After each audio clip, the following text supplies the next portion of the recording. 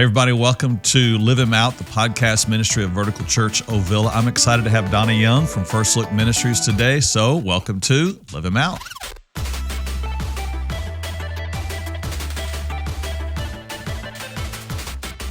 Hey everybody, welcome to our podcast today. I am excited to have Donna Young from First Look Ministry, and people at Vertical Church Ovilla know that name and ministry, but I want to get her to tell us just from the ground floor all about First Look and your work here in Ellis County. So tell us, what is First Look Ministry?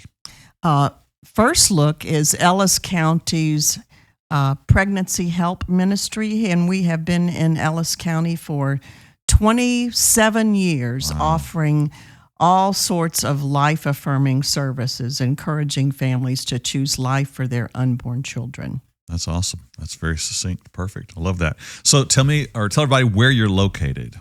We are in a brand new building now as of last July 1st, and that is at 213 YMCA Drive in Waxahachie. Okay.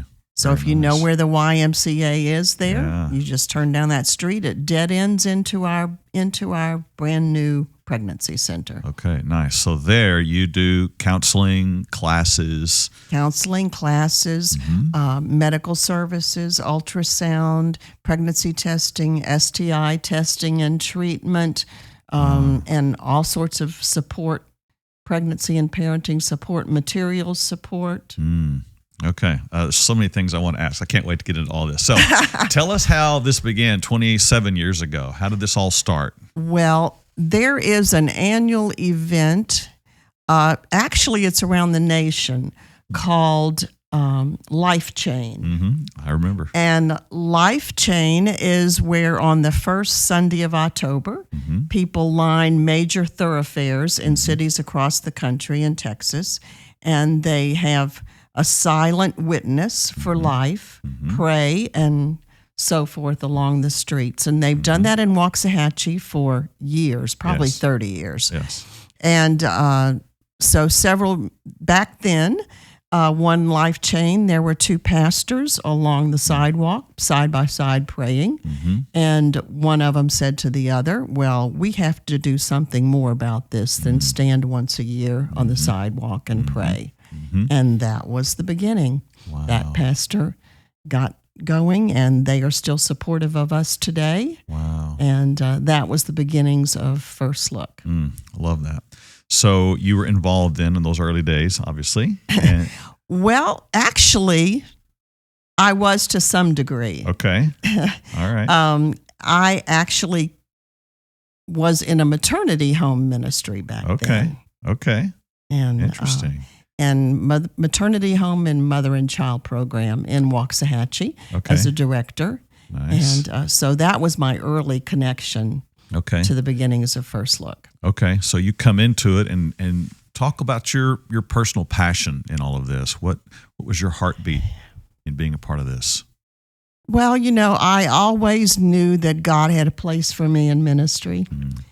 Since childhood, and prepared for that, didn't know where it was going to go, and you know how it is. You end up in different paths in the country, and actually I am from New Orleans, Louisiana. Okay. And my husband and I served in churches in different places and ended up in New Orleans, back in New Orleans. Okay. And then I was in corporate work and came to Texas with the superconducting super collider.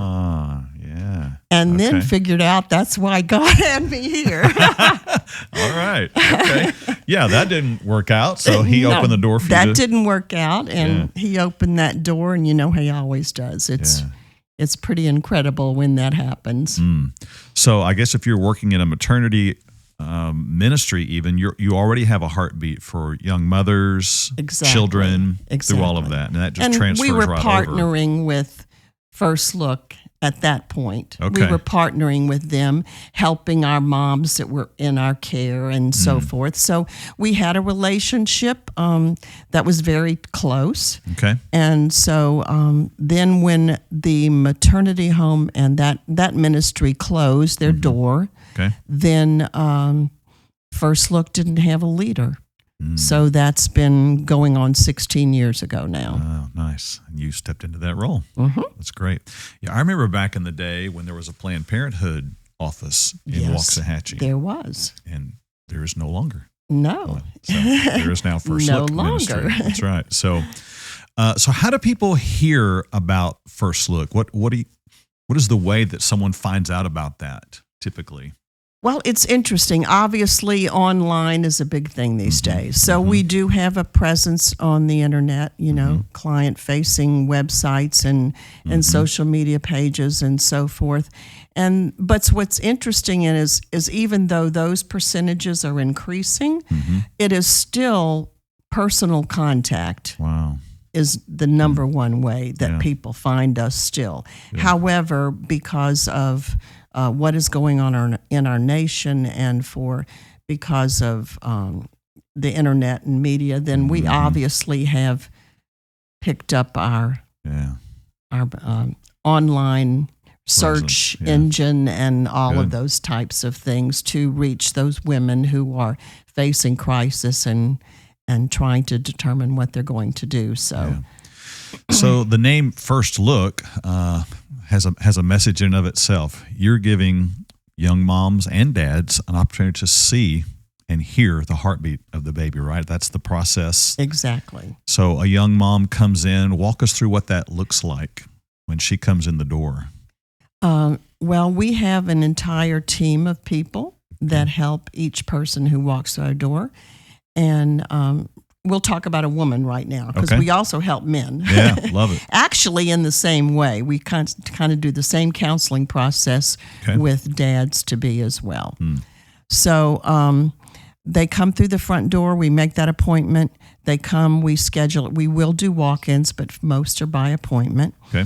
And they are first met by a nurse who then takes them and does pregnancy test. Okay. And while she is working to read that pregnancy test, the young woman is meeting with her client, what we call client coordinator, who talks with her, finds out where she is, what she needs, what brings her to us, kind of start to build a relationship. And that person is responsible for talking to her about the options and what is her intention, depending upon the results of her test. Okay. And so they have that discussion. And at that time, she also offers spiritual support to her. Okay. And so that is another person. And so at the end of the visit, if they have chosen spiritual support, she will receive that as well. Okay. And at the end of then the nurse comes back in, gives the results of the test. There is a decision-making tool that they use to look at and see what am I really thinking about on paper? What does this look like? Right. And what are my barriers? What are my pressures? What are my risks? What are my benefits of parenting, adoption, abortion. Okay. And so that's sort of our process on the first visit. Wow. And if necessary, the nurse feels it's appropriate, she will have a sonogram that same day. Wow. Or it may be in another week or so, depending upon how far along she thinks she may be. But that's sort of the it's good detailed process. Okay, love that. And then they can get their truly first look. Right. Which I'm sure influences many young moms and dads in that process. If they see a heartbeat, they're more inclined, I would assume, to want to keep this baby. Right. It's usually about 80% of those who see their heartbeat. And I will say that over the last 5 years, we've had over 700 women at risk for abortion choose life. Wow. So they come in and they haven't made the decision yet, usually about what their final outcome is going to be, right? Is that correct? They're looking for help, or some of them have in their mind that they are going to the abortion. Wow. Yes. Okay. Because, in Texas, you must have, and of course, in Texas right now, because of the heartbeat bill, this isn't happening. But an ultrasound is really necessary before you would have any type of procedure. Right. Wow. So 80% then choose to go ahead. Did I hear that right? Go ahead and give birth? Wow, that's awesome. Okay. Yeah. So young dads then, they have an option as well. They're provided counseling and teaching, I guess, through your ministry. Yes, we have men that are on our team every day. And we have 2 men that are actually full-time employees. And then we have volunteers every day who serve in both the spiritual support role and the counseling role. Wow. So I'm remembering back into a day when you didn't even have a sonogram machine, right? So there was counseling that took place, but there was a referral to go get a sonogram, exactly. right? Yeah, I remember the excitement of y'all purchasing your first. That was 2011. Wow, nice. His first ultrasound. That's good. And now we have 2. There you go. Okay, well, that was my next question. So people come in all week, I would assume, that if you have staff available and you're open every day. Yes, we're not open currently on Fridays. Okay. We really need an extra day to kind of tie things up for the week. Sure. But we do have evening hours on Tuesday. And as things are going now, our vision is that we will expand our hours beginning sometime in the fall. Okay. Now, I know at your former location, you had a thrift store as well. Is that still a part of your work at the new location? Yes. Okay. The thrift store is not at the new location. It is still at 1204 Ferris Avenue. Okay. Very and good. We've expanded, though, within the last few months. We rebranded. Nice. And it is now called the Thrifty Lark, a resale boutique supporting First Look. Oh, love it. Okay. And their logo ties into our logo. Yeah. So we completely redid it. We have plenty of room now in there. And so that is a huge way folks support us. Yeah, by having the word boutique with it, it sounds a little upscale almost. Yeah. So that's nice. Okay, love that. It's a beautiful store. That's good. Okay, so people can drop by there and there's clothes mostly or household Anything. items? Household items, clothes, accessories, small furniture. We have a little bit of room for that now. Okay. So pretty much whatever you bring, jewelry, Okay. All right. So I know one of the struggles that young parents are having today is with formula, finding formula. Is that something y'all help with in any way? Are you able to? We have looked for it when necessary for some of our moms and dads. However, it has not been a huge issue for us, actually. Okay. All right. Interesting. Well, that's good. Well, tell us some more of the numbers then. You've mentioned some of those. What does that look like in terms of number of people you counsel with, number of lives saved? Well, in 2021, our numbers were up about 25% over 2020, and our numbers right now, beginning in 2022, are pretty consistent. We also have, I think we probably are having right now about 200 visits a month, and half of those being ultrasound and pregnancy test appointments. Okay. And then then others being classes, ongoing support, signing up for Medicaid, classes after abortion, healing, all those types of things make up the other visits during the month. And another great thing is that of those who come in and are open to spiritual support and prayer and hearing the gospel, this right now this year we're running right at 60%. So over half of them are willing to do that. And so we have, I think we've had since the beginning of the year, we've had close to 300 gospel conversations. Wow, that's beautiful. So that's an option they have. You're not forcing that upon them, demanding that of them. Sit here and listen to this. That you give them the option. They choose. And then, of course, you love it. And they may say they're not interested, but we're still praying for them because we are spiritual support person that are in the building. We call them spiritual mentors. They are responsible, first of all, for beginning First Look team with devotions in the morning, and then they pray throughout the center all day. We have a chapel. We have a prayer room. And so we pray right there in the midst of the counseling rooms, whether they ask for it or not. That's good. Let God work. There you go. Love that. So you mentioned the classes. Can you tell us what some of those classes are? Wow. There are so many of them, I never could. Okay. How about just some then? Well, childbirth classes, for one. All right. Just preparing for the new baby, and the same things for moms and dads. There's specific classes even for dads. Wow. Then about early parenting and caring for a new infant, and all the way up to potty training and breastfeeding and all of those types of things, and life skills, budgeting. Okay. So do you find young moms and dads staying with you through the process then? I mean, those sound like things that go beyond just the day I found out, we're pregnant. That's on into birth and beyond. Yeah. Well, they can keep coming to us for classes until their child is 36 months old, 3 years old. Yes. Okay.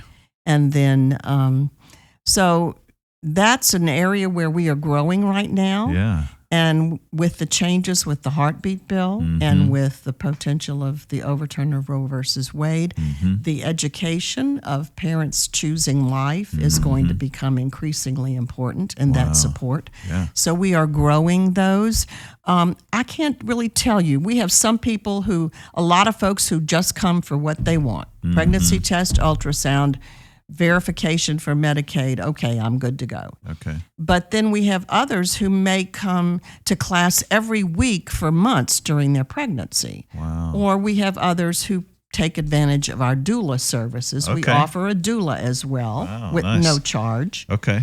And so that is an ongoing thing, ongoing through childbirth and beyond. Wow, love that. So just for viewers' sake, describe what a doula is. A doula is a support person for mom when she's preparing for pregnancy and then delivering. Okay, whether it be in a hospital or home birth? Either one. Either one, okay.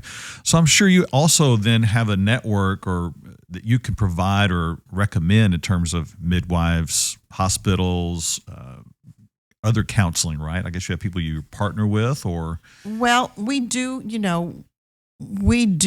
give referral lists for all of those things. That's our process. We don't have but we vet people who are on our referral list. Right. So we'll give them multiple options. Okay, love that. So it's first look of Ellis County. So you find people from across the county coming to you, and all the cities in the area, and Dallas County and Johnson County, and all over. Okay. Are you aware of other ministries like yours in other counties in this area? Oh, yeah. Okay, good. There's plenty of them. Okay, good. North Texas has a great representation. Good. So there's plenty of support for those parents here in our community. Yeah, love that. So tell us about how your ministry is supported financially. I know this is not easy, carrying on a work like this. There's cost involved to it. How does that come to y'all? Well, as you said, we have a thrift store, so that's like 25% of our gross income comes from the thrift store. And of course, as with the center as well, most of the people working in there are all volunteers in the thrift store, so they're always looking for more. But folks donate. That's one way people support us, donate their items and then shop there, and that provides income. Okay. So that is huge. Then, of course, it's churches in our county who've supported us through the years. Right. And it's the people in the pew, lots of people in the pew. So that is a huge support for us. Grants, we sometimes get private grants. Our most recent one is we have received a grant that we will for this year from Counsel for Life. Wow, nice. And then we are supported through our county. Okay. Ellis County supports life, and so they give us reimbursement for some services. Okay. As for medical services, right. For sonograms and STI testing, Okay. but specifically sonograms, Good. because that is something that we provide at no charge for those who are low income in our community. Nice. So let's talk about this idea of the potential overturn of Roe v. Wade. What impact do you potentially see having that on your work? Wow, that is an ongoing discussion. Yeah, I'm sure.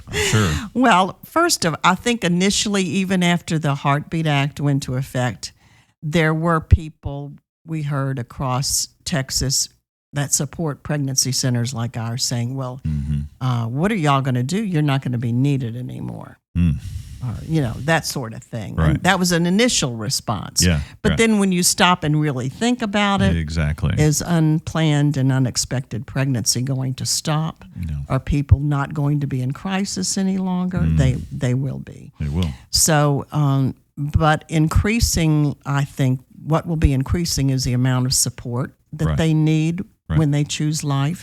Obviously, they may choose to go to another state and proceed with their abortion, which they obviously can do, and some will do. But there are some who will not, and they will just know that this is where they are and that they will have the child. Right. So, I just believe that the numbers will increase. The focus may change a little bit or expand. And of course, we feel like when we're preparing that after abortion support is going to become more critical. Sure. And you provide that as well, Yes. counseling and teaching at that. And we that also do the abortion pill recovery. We're a provider with our medical directors for that. Wow. And that's another story. Folks can go I was gonna online and say, look up that's- abortion pill recovery. Yeah. Can you just briefly talk about that? Because I've heard you tell this story before, describe that. And it's phenomenal. So Okay. So there is, you may hear it called Plan C sometimes. We've all heard years of Plan B, Plan C. So this is kind of the next thing. So it's actually two medications. Okay. You take the first medication and then within a period of a few days or 72 hours, you take the second one that then brings on the delivery of the fetus. Wow. And so that is what a chemical abortion is, the abortion pill.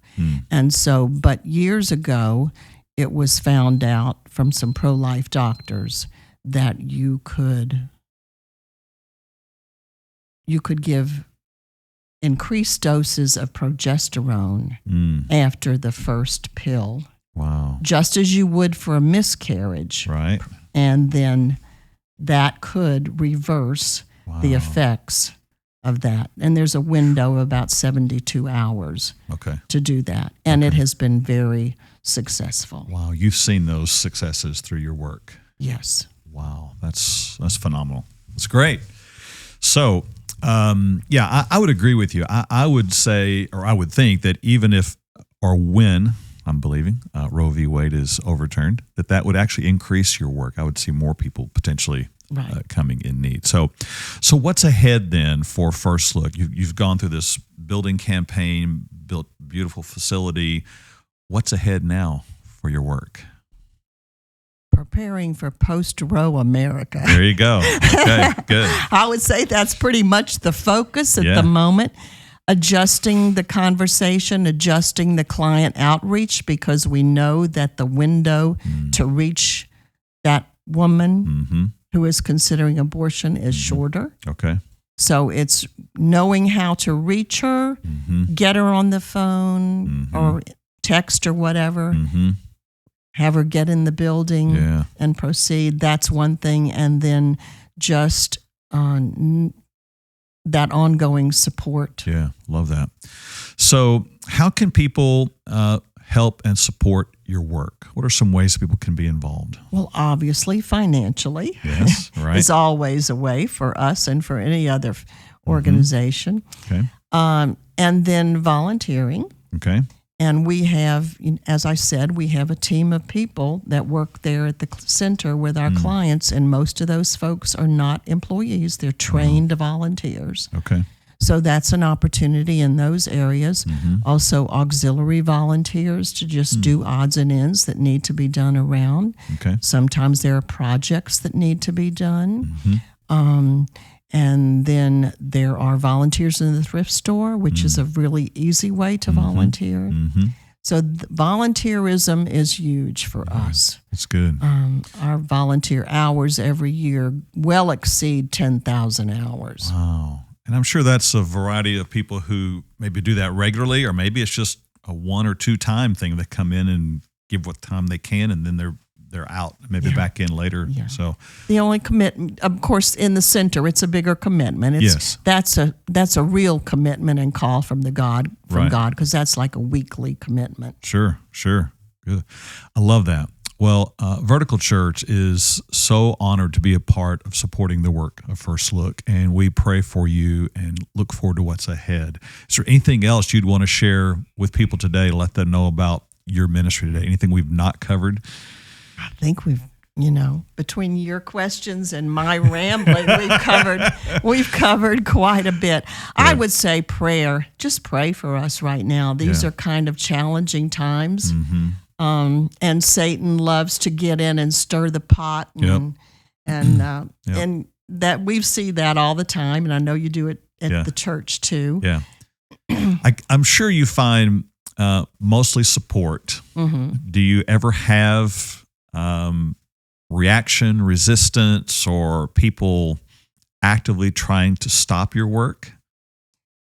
Not very much here in Ellis County. The most of what we get are just calls that you can tell from the phone call or the person who's coming through the door that this is not real. This person's not really seeking our service. They're seeking information. Right. We call them fake clients. Yeah.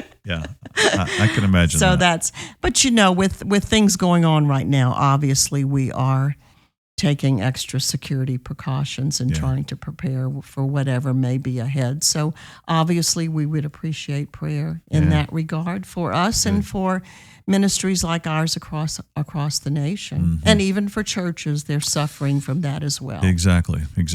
Well, as I said, we are honored and we're grateful for you and the vision that God put in your heart and your faithfulness over the years. We support you and encourage others to do the same as well. So thank you again, Donna, for being part of our podcast today. Blessings to y'all. I'd encourage you to stop by the ministry. I guess if someone wanted to stop by and take a look, they could.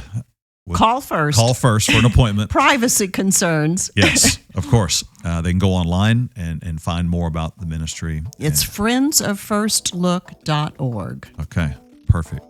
So go online, check them out, support, volunteer, and pray for them and their work and this unique window of time that they have to work with young moms and dads who are making critical decisions about their lives and a baby that God has placed in their hands. So thank you again, and blessings to all of you as you continue on lifting him up and living him out.